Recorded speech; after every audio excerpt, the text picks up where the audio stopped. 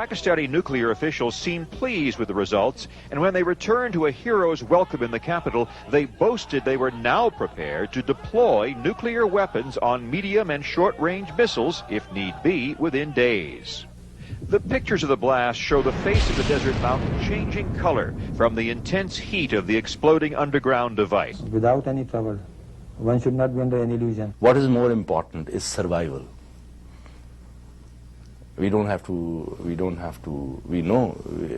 this will have, we will cut into our bone, but we are prepared for that sacrifice.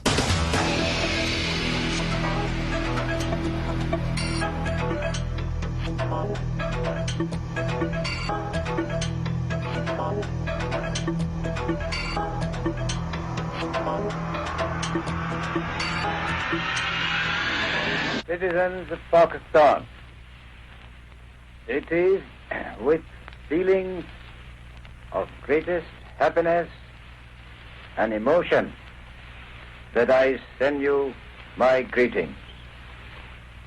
August the 15th is the birthday of the independent and sovereign state of Pakistan. It marks the fulfillment of the destiny of the Muslim nation, which has made great sacrifices in the past few years to have its homeland. Let us on this day humbly thank God for His bounty and pray that we might be able to prove that we are worthy of it. And I'm sure with your support and cooperation, I'm looking forward to making Pakistan as one of the greatest nations of the world.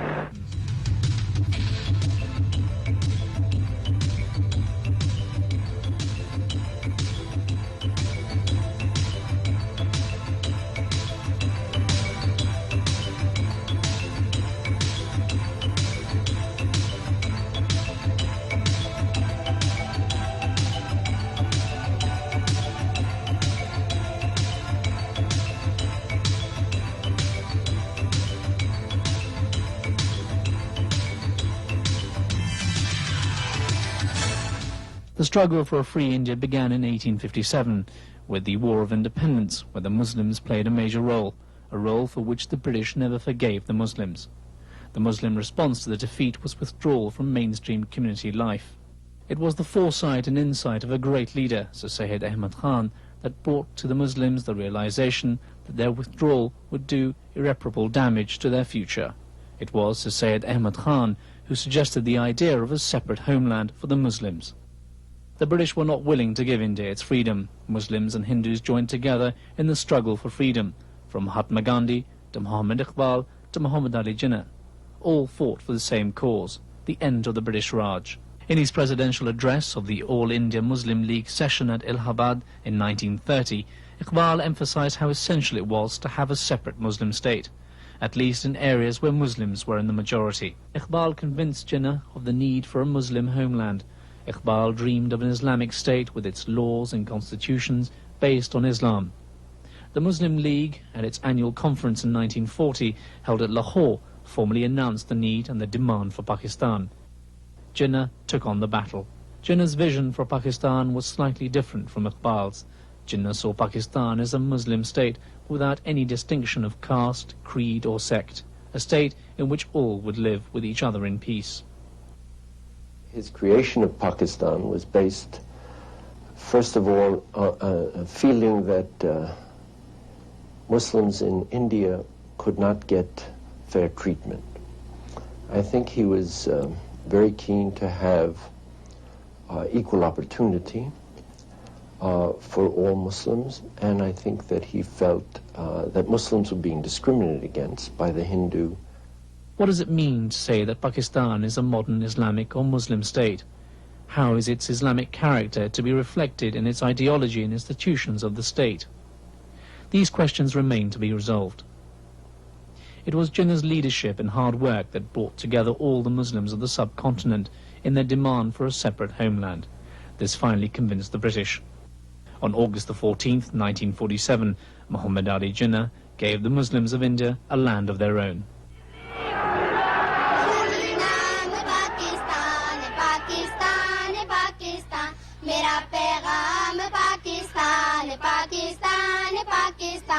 Shortly after its creation, Pakistan lost Jinnah.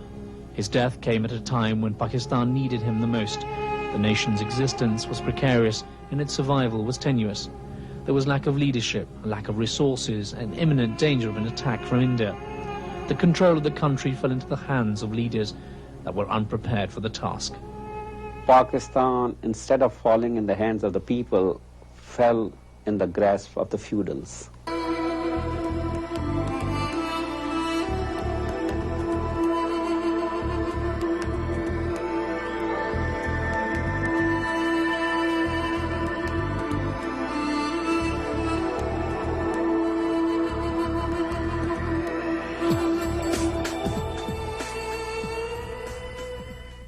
Pakistan has remained under martial law for 27 years out of its 50-year history. The tradition of military rule instead of a civilian government began in 1958 when Field Marshal Ayub Khan abandoned democracy and took over the country. It is ironic that a military dictator gave Pakistan its first constitution. During his rule, the nation prospered, but in the absence of a democratic process. In many respects, President Ayub Khan's earlier years were perhaps the most productive and most dynamic period in the history of Pakistan. But they were not a period in which political institutions were developed. He tried to develop the local bodies and things of that nature, but that did not really work. The nation became restless. Ayub Khan stepped down and General Yahya Khan took control. He promised a return to democracy and delivered free and fair elections.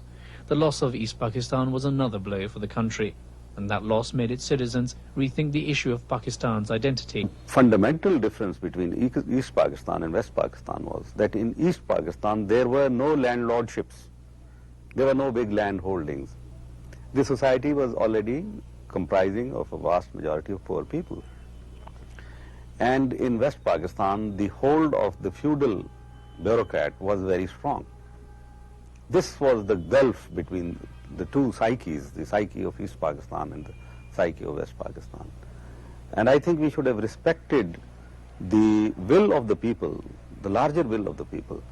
And surely Mujibur Rahman would have come and he would have abolished the Jagirs or the feudal fiefdoms.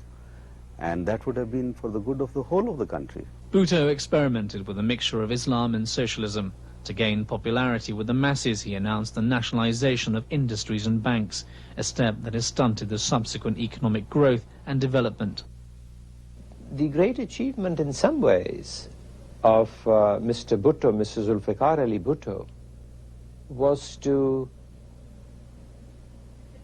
destroy to a large extent the feudal system in agriculture in the Punjab.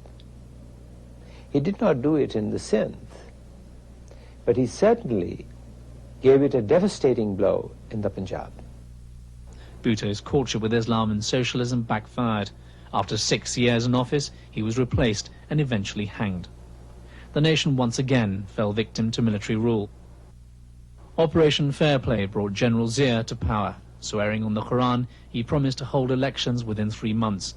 He remained in power for 11 years. He claimed his authority in the name of Islam and in the guise of protecting Pakistan. His entire effort was, however, to retain power for himself. Zia spent little time on nation building. The Afghan war was a blessing for him that fueled his ambition.